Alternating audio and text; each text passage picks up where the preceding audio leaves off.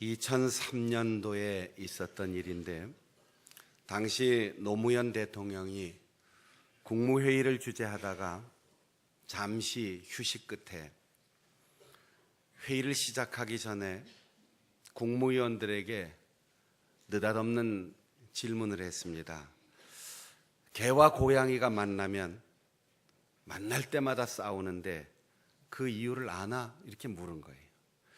국무위원들이 지금 회의가 시작됐는지 아니면 아직도 휴식 시간인지 구별이 안 돼서 어리둥절하고 당황해할 때 대통령이 웃으면서 이렇게 말했습니다. 개와 고양이가 싸우는 거는 먹이 때문에 다투는 게 아니고 신호가 다르기 때문에 싸우는 거다. 개가 꼬리를 올려 흔들면 반갑다는 표현인데 고양이가 꼬리를 세우면 아주 기분 나쁘다는 뜻으로 해석이 된다는 거죠. 개가 앞발을 들고 흔들면 반갑다, 놀자 이런 신호인데 고양이가 앞발을 들면 공격하겠다는 신호라고 합니다.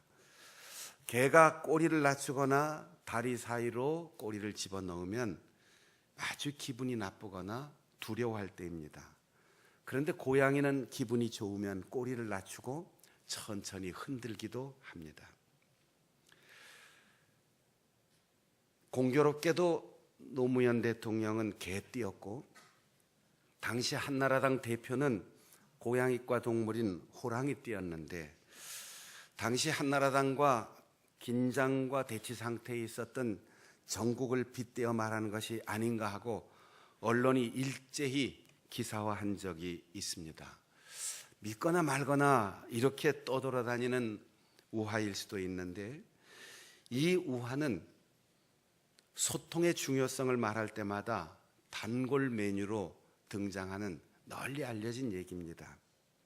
그리고 이 이야기의 결론은 갈등과 다툼을 넘어서 좋은 관계를 가지려면 나의 표현 방법이 아닌 상대방의 신호를 선택하라는 것입니다. 개와 고양이가 만났을 때 싸우지 않는 방법은 개가 꼬리를 흔들고 싶을 때 꼬리를 내리면 되고 고양이가 꼬리를 내리고 싶을 때 꼬리를 들면 되는 거죠. 그러면 다툴 일도 없고 서로 잘 소통이 되는 겁니다. 사실 동화나 우화에 등장하는 동물 이야기는 동물 얘기를 하자는 게 아니고 동물을 매개로 인간의 이야기를 하고 있는 겁니다. 동물의 관계를 좋게 하려는 것이 아니라 사람들이 깨닫고 교훈을 얻으라는 것입니다. 동물들에게 스스로의 본능을 억제하고 개에게 3박 4일 동안 너 꼬리 내려, 고양이에게 너 꼬리 올려, 아무리 해도 소용이 없습니다. 가능한 일이 아닙니다. 이야기에 나오는 동물을 빗대어 사람들이 서로 상대방에게 마음을 열어놓고 생각하고 수용해야만 소통이 가능하고 관계가 좋아질 수 있다는 뜻을 넌지시 전하는 방법입니다. 자라를 보고 놀란 가슴을 쓸고 있는 이에게 소뚜껑을 들고 나타나는 사람은 영문도 모른 채로 냉대를 받을 수 있습니다. 온갖 산나물이 가득한 산채 정식은 내륙에서 자란 사람에게는 극진한 대접일 수 있지만 바닷가에서 나고 자란 사람에게는 맛없는 음식일 수도 있고 반대로 싱싱한 회 정식이 바닷가에서 자라고 나고 자란 사람에게는 진수성찬일 수 있지만 산골에서 나고 자란 사람, 바다 구경 한 번도 못한 사람에게는 먹고 배탈 나는 음식일 수도 있습니다. 그래서 저는 언제나 해외 선교사님들이 오든 작은 교회 목회자님들이 와서 대접할 기회가 생기면 먼저 식당을 정하기 전에 고향이 어디냐고 묻습니다. 지방색을 따지자는 게 아니고 고향을 물어봐서 바닷가에서 나고 자란 사람 같으면 횟집으로 가고 바다 구경 한 번도 못하고 강원도에서 혹은 충청도 내륙 지방에서 자란 사람이라고 하면 보리밥집을 가든지 산채 정식집을 가지요. 그러면 만족해요.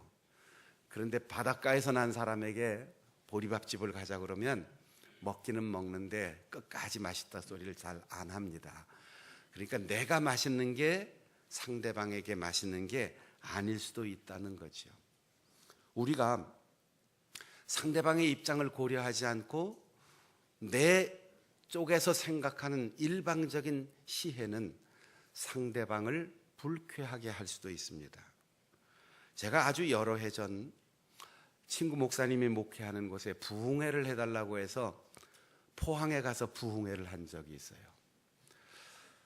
부흥회를 하고 낮 시간 끝난 다음 점심 먹으러 가는데 바닷가에 포항 명물인 물회를 먹으러 간다고 해서 기대에 차서 갔습니다.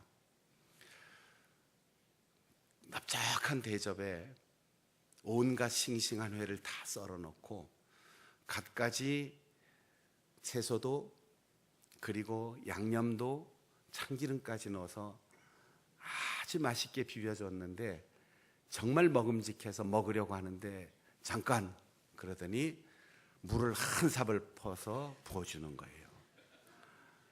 그렇게 먹어야 된다는 거지요.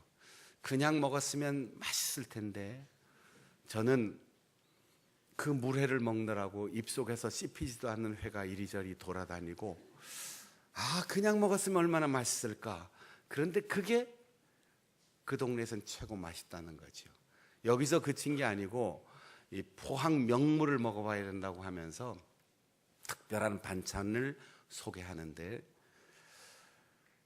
우리는 깻잎을 늘 먹으면서 자랐는데 포항에선 콩잎을 깻잎처럼 절여서 발효시킨 아주 특별한 반찬이 있다고 하면서 포항 출신들은 몇십 년을 외지에 나가 살아도 꼭 이걸 가져가서 먹는다는 거예요. 기대에 차서 그 콩잎을 한 입 입에 베어 물고 뱉을 수도 없고 삼킬 수도 없고 정말 힘들었어요.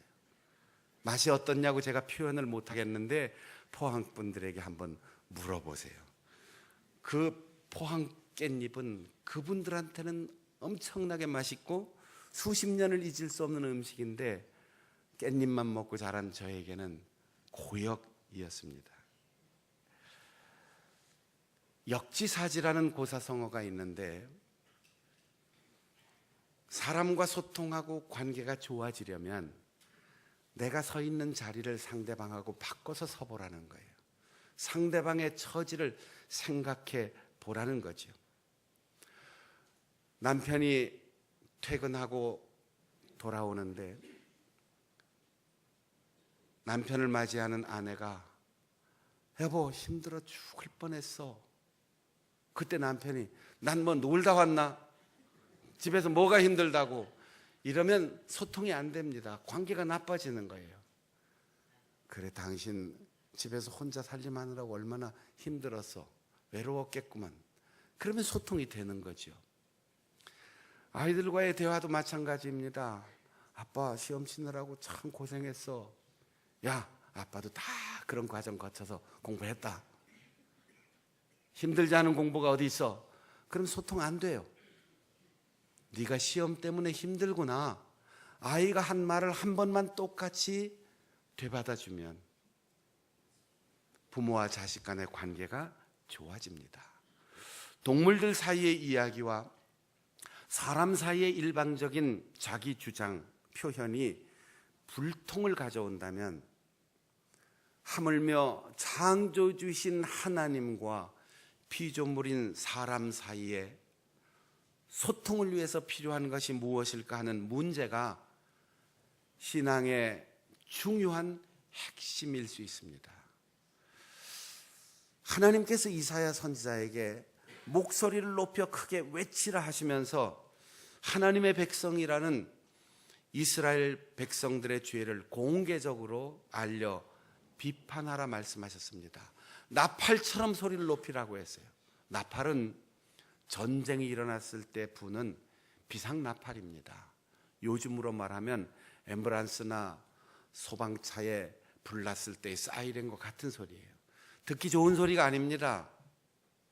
사람들에게 평화를 주고 안심하게 하는 위로의 말이 아닙니다. 듣기 싫고 힘들어도 들어야만 전쟁이 일어났다는 사실을 알고 대피할 수 있고, 들어야만 불난 자리에서 나올 수 있고, 무너진 자리에서, 그리고 위급한 상황에서 벗어날 수 있습니다. 죄를 드러나게 하는 것은 수치일 수 있습니다. 그러나 하나님의 뜻은 이스라엘 백성들을 부끄럽게 하려는 것에서 머물지 않고 회개하여 깨닫고 돌이킬 수 있는 기회를 주시는, 은혜를 베푸시는 것입니다. 하나님의 뜻과 율법의 본질에서 거리가 먼 백성들의 위선적인 종교 행태를 하나님께서는 선지자를 통하여 가감 없이, 가차 없이 비판하셨습니다. 그건 너네가 좋은 거고 네가 기뻐할 일이지 나의 기쁨이 아니라는 것이 하나님의 음성이었습니다.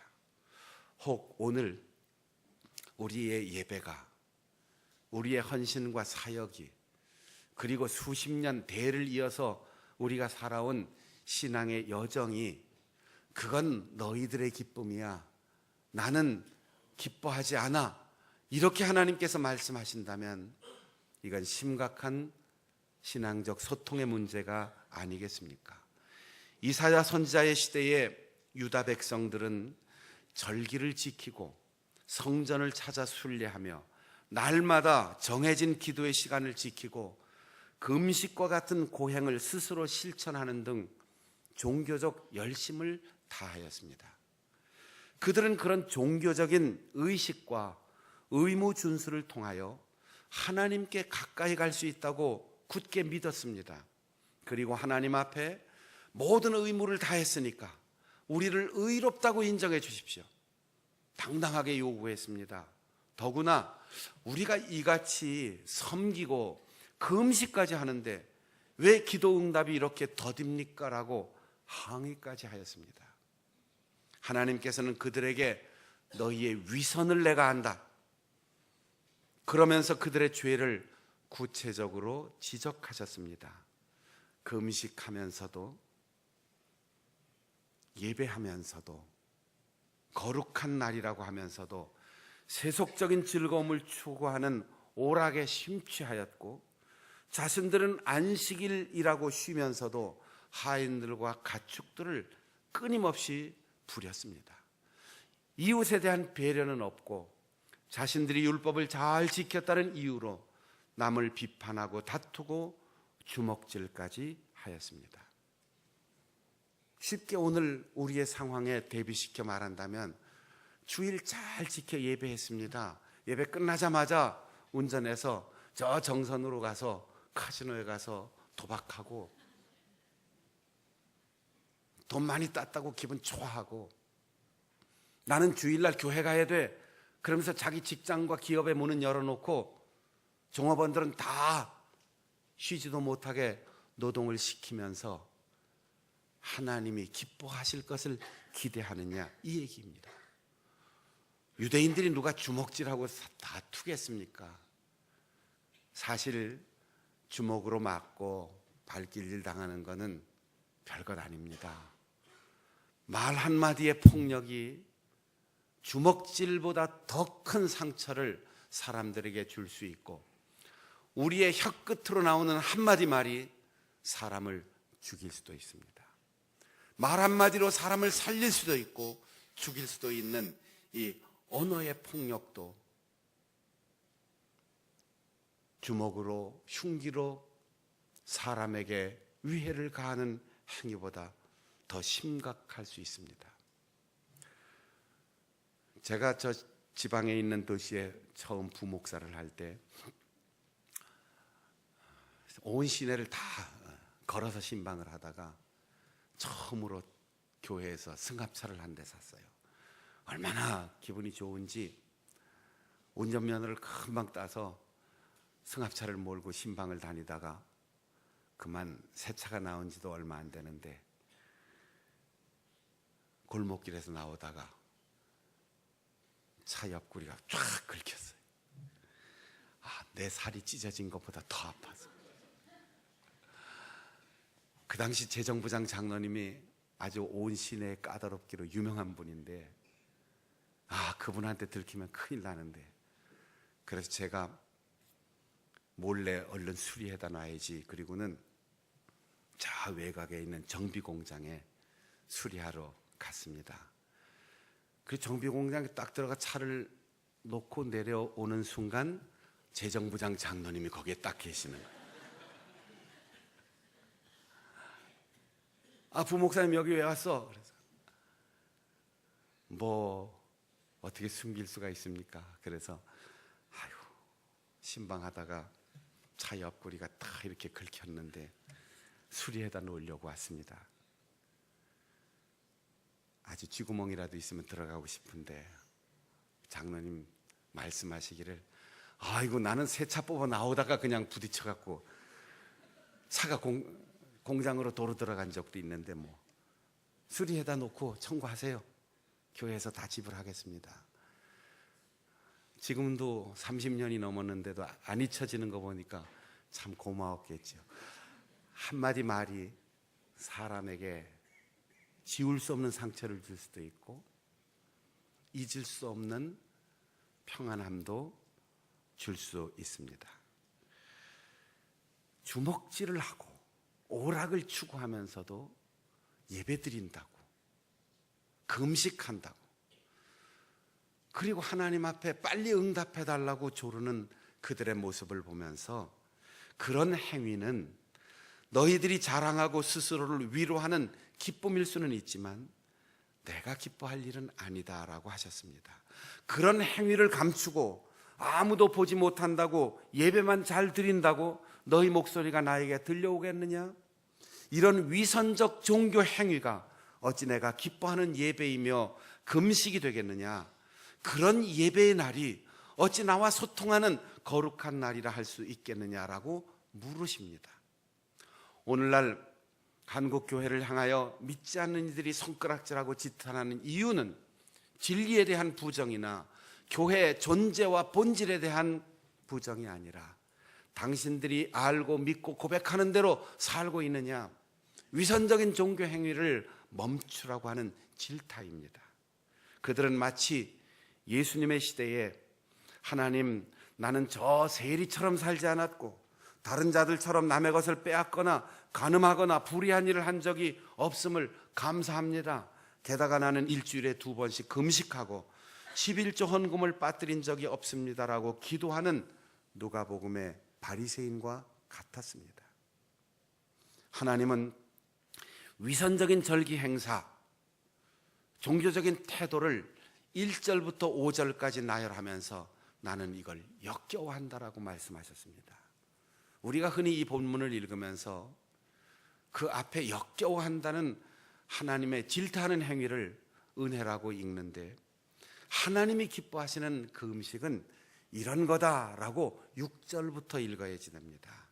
6절부터 하나님께서는 그 위선을 벗어난 하나님께서 기뻐하는 예배와 금식은 이런 것인데, 먼저 풀어주라, 흉악한 결박을 풀어줘라, 멍에의 줄을 끌어줘라, 압제당하는 자에게 자유를 주어라, 모든 멍에를 꺾어주라.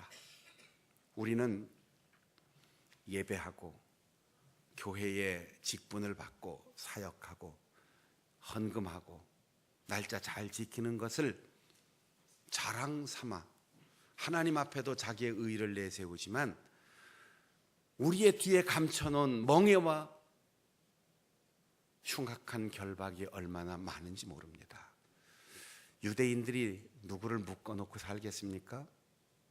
그리스도인들이 누구에게 폭력을 가하겠습니까? 그런데 흉악한 결박이 있다는 거예요. 우리는 자신이 중심이 되어 나와 함께 사는 모든 사람들에게 묶어놓는 수많은 굴레와 멍에들이 있어요. 당신은 아내니까 이렇게 해야 되고, 당신은 남편이니까 이렇게 해야 되고, 너는 자식이니까 이렇게 해야 되고, 부모니까 이렇게 해주어야 된다. 형님은 형님의 의무가 있고 동생은 동생대로 의무를 같이 지자. 목사는 목사대로 책임져라. 장로는 장로가 책임을 져야 된다. 권사는 권사대로 책임을 져야 된다. 서로 상대방에게 수많은 멍해와 굴레와 흉악한 결박을 묶어놓고 삽니다. 풀어주라는 거예요. 여보, 살다 보면 그럴 때도 있지, 힘들 때도 있지. 괜찮아, 오늘은 내가 대신 할게. 여보, 당신 밖에서도 힘들었는데 집에까지 와서 신경 쓰지 말아요. 내가 도와줄게. 얘들아, 점수 조금 떨어지면 어떻냐? 한 해 좀 재수하면 어떻냐? 건강하게 잘 자랐으면 됐지. 풀어주라는 거예요. 우리가 살아가는 사회에서 이 풀어주는 행위가 전제되고 병행하지 않으면 우리의 모든 예배와 종교적인 행위가 위선이며 하나님께서 역겨워하시는 종교적 생활에 머문다는 겁니다. 두 번째는 나눠주라는 거예요. 줄인 자에게 양식을 나눠주고 유리하는 자를 집에 들이고 헐벗은 자를 입히고 내 고륙 친척을 피하여 숨지 마라. 금식한다는 것은 목숨을 건다는 얘기예요. 우리가 밥을 먹지 않으면 죽습니다. 그런데 밥을 굶으면서 기도한다는 것은 내가 죽기를 각오하고 하나님 앞에 호소한다는 뜻입니다. 그리고 그렇게 굶어서 전락된 양식이나 돈이 있다면 그것으로 나보다 어렵게 살아가는 사람을 도와주고 오늘 희망을 잃고 사는 사람에게 나누어주는 베푸는 삶이 병행해야만 이 금식과 예배가 하나님을 기쁘시게 할 수 있다는 거예요. 유대인들에게는 금식과 예배와 종교적인 행위는이지만 사랑을 실천하는 하나님이 가장 원하시는 의가 상실되었다는 거예요. 저는 개인적으로 이 본문을 읽을 때마다 참 마음이 아파요. 유리하는 자들을 너의 집에 들여놓아라. 너에게 도움을 요청하는 형제, 친척들을 외면하여 숨지 마라. 제가 몇 년 전에 해외 선교지에 나가서 만난 선교사님 한 분이 이런 얘기를 합니다. 수십 년 동안 복음의 빚을 갚기 위하여 선교지에 와서 헌신했는데 안식년을 맞아 1년 동안 국내 들어가든지 잠깐 다니러 가도 우리는 잘 데가 없습니다. 부모님 집에 가면 동생 눈치 보이고 시누이 올케 눈치 보이고 며칠 있으면 왜 안 가나 눈치 보인다는 거예요. 어떤 선교사님이 1년의 안식년 동안 8번을 이사했다는 얘기를 들으면서 제가 눈물이 나서 견딜 수가 없었어요. 국내에 와서 공부하고 있는 아들과 단 하루만이라도 많은 얘기를 하면서 같이 자고 싶은데 찜질방에 가서 하룻밤을 아들하고 지냈더니 풍기문란하다고 나가라고 쫓아내더래요. 그래서 아들이 있는 원룸에 가서 하룻밤 자려고 했더니 여자는 남자 숙소로 못 들어간다는 거예요.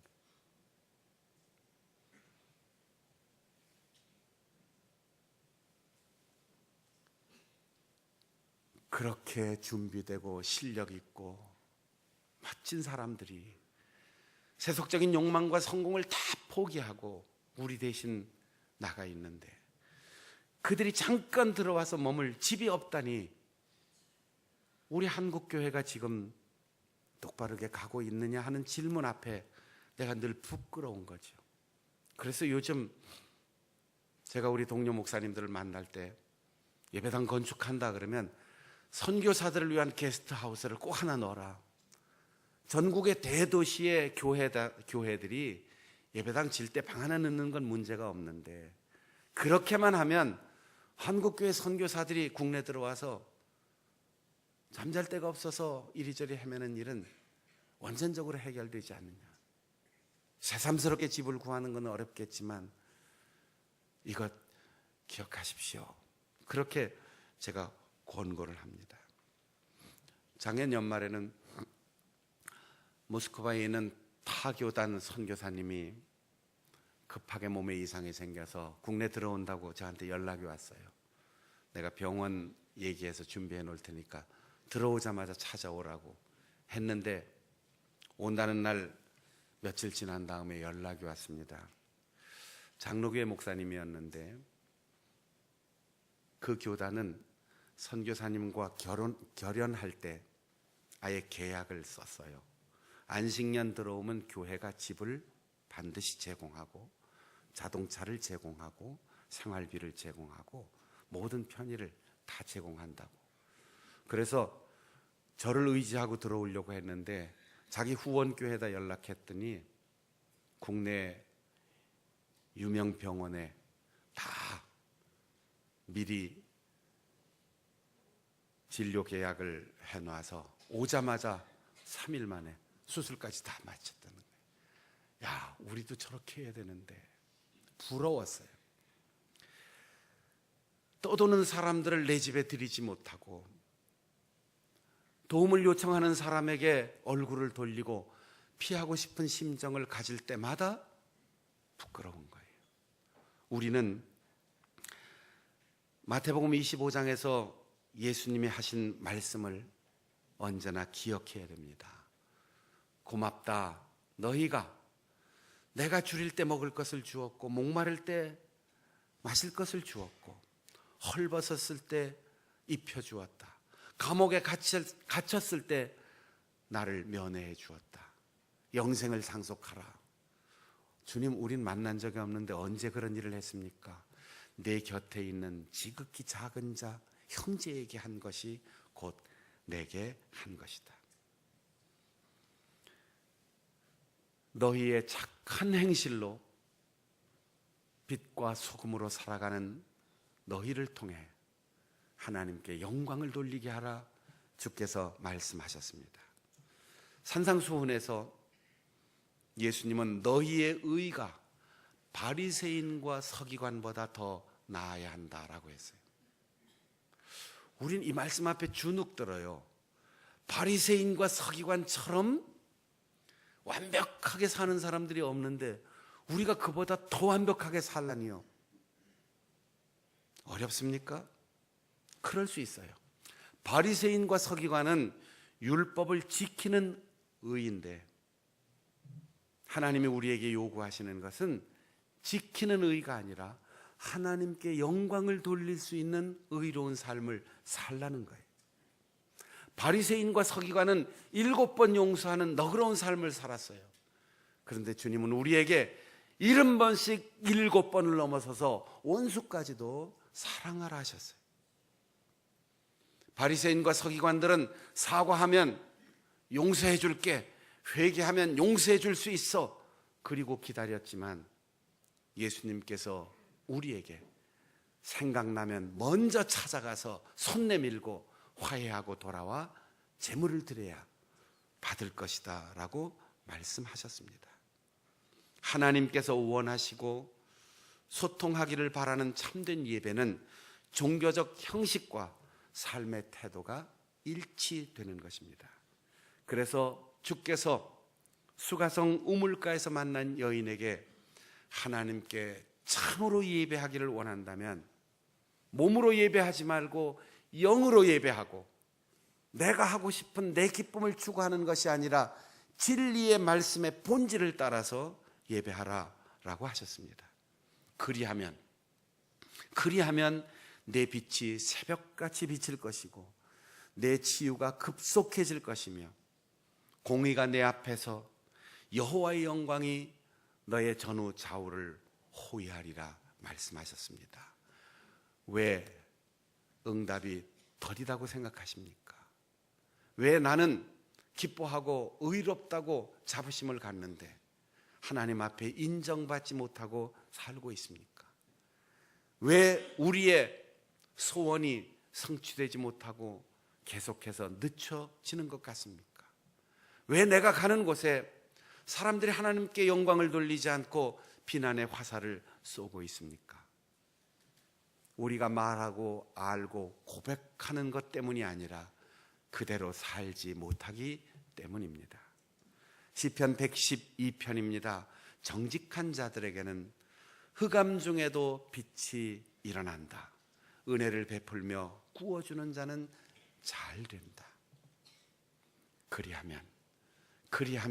그리하면 하나님께서 우리를 속히 치료해 주시고 우리에게 세상이 다 캄캄해도 빛을 비춰주시고 가는 데마다 하나님 영광을 받으옵소서 칭찬의 박수 소리가 높아져 갈 터인데 한 해를 시작한 지도 벌써 한 달이 지나고 두 번째 달을 맞았습니다.